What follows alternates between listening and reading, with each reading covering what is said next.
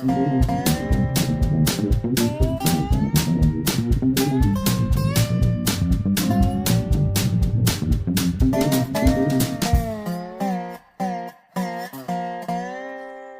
everyone, and welcome to ArchiTalks with Prakhar. In this session, we are joined by Dr. Surabhi Pancholi. Video games definitely do evoke emotion, but the question is, do they eventually become immersive enough for people to feel a sense of place? In order to understand what you just said, what is very important for us is to understand two aspects. First of all, what is sense of place? So it has earlier people obviously used to connect it only with how physically the spaces are, okay, but then later on it was discovered from based on psychology. So when psychological experts came together with their design expert, it was being found that experience of sense of place or sense of place is not just about how physical or what is the aesthetics of that place. It is beyond that. It is about how this place is being experienced. It splits up into a framework which is like conceived, perceived, and lived space. So conceived is just about the design, but then how do people live it, which is the experience of it, how do they experience it, and then perception.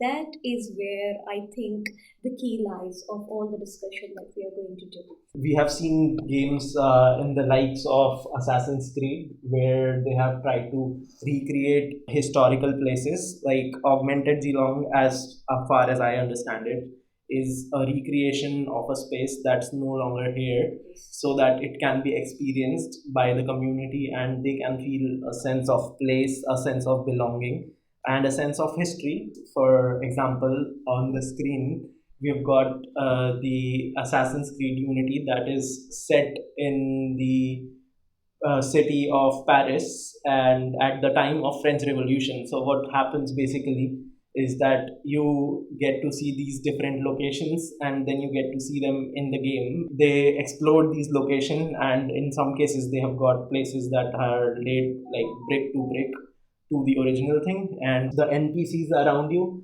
they will be doing their own thing. It's not like you are in an artificial world, but they will also be speaking the lingo of that time. It's like taking you back in time, but to a location that is well known to you.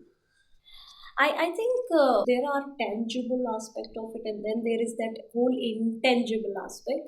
And I think it is very similar to what you are doing here, where you see all these people, all these games, kind of creating those activities which were very much that socio-cultural context, which you can exactly see into these games that takes you to that context. Even if you go to Paris now, obviously the context is totally different. So, with the help of the digital resurrection, which is obviously now becoming very common, what we are also able to do is to bring in these intangible experiences. So, that cultural context, so a lot of the research that we did, especially if we talk about the augmented Geelong, it was about the Geelong at that point of time. Basically, that intangible aspect that we can capture using the digital tools or technologies is, I think, very important. In Assassin's Creed series, you are actually climbing or scaling these buildings all the time, so you are very much actively interacting with the architecture, and you see it quite up close. So you know the difference when you are playing Unity or you are playing Origins, where they've got a recreation of entire Egypt on a smaller scale, or you're playing maybe Odyssey, where they've got a recreation of Greece and in the Peloponnesian War time. So I think triggering memory is very much part of this entire experience. Yes, I think we can also look at the very base of it. So, what triggers memory? Now, when our memory is being created or triggered by the objects which where we feel very intensely, so wherever our emotions go very deep, that will be when a memory is created. Okay. So that I think is where that psychological aspect of it is very important to understand, and that's why these ones they create memories based on that emotional, depth, or the emotional dip that you give, or the highs that you give to the people. So you basically, what we are trying to do, the user is being taken to that fear, or let's say the exhilaration, the joy, the darkness. So that, even in life, the way we are trying, with the memories are getting imprinted into our minds, is through that pauses that happen. And I think that's what we are trying to, in terms of the architecture, what we are using that for is, the uniqueness that we are trying to create, because most of the things look very similar. There is that uniqueness about the places is being lost, which we used to have in Paris, which we used to have in the olden cities, the historical cities, that we still, that is imprinted in our mind, because that experience is different. And that is why I think that's also an acknowledgement of why do we try to actually recreate the past, if we already are here, because that was what has given us that memories or that attachment, which is very much needed, obviously, for creating sense of place, or for the place making, or developing a sense of belonging to that place. Okay. Yeah, that's a very important part. Like you mentioned last time in our discussion,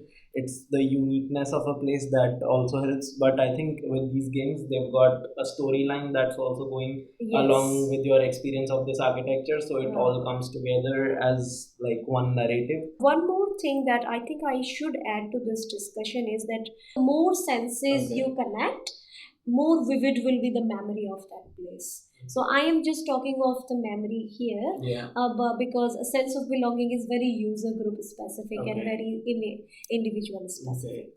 Yeah, I think that's what they used to involve, like more senses, like that gyro thing on your face, and you are transported into that world. That is kind of the next evolution. As we go further, maybe we evoke some sense of smell, sense of exactly, touch, the tactility of it, the touch, and the auditory, the smell, and the taste, if we can, somehow, that kind of food or everything.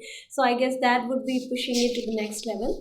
But yeah, it is about, I think at the end of it, the best thing would, at some point, it would be the combination of physical and digital both together. So that was a good one. Thank you so much, Thank you, Dr. Prakhar. Pancholi, for doing this. And I hope to have many more conversations like let's this keep one. doing it. Yeah, I really enjoyed the overall idea of bringing in the game aspects, because I guess many of at that age group can connect very well with this one, and it's interesting to see how much detailed they have actually put in so much efforts into bringing in all. So that was very interesting. So thank you for that.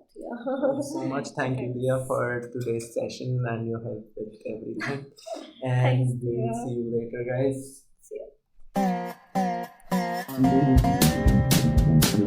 ya.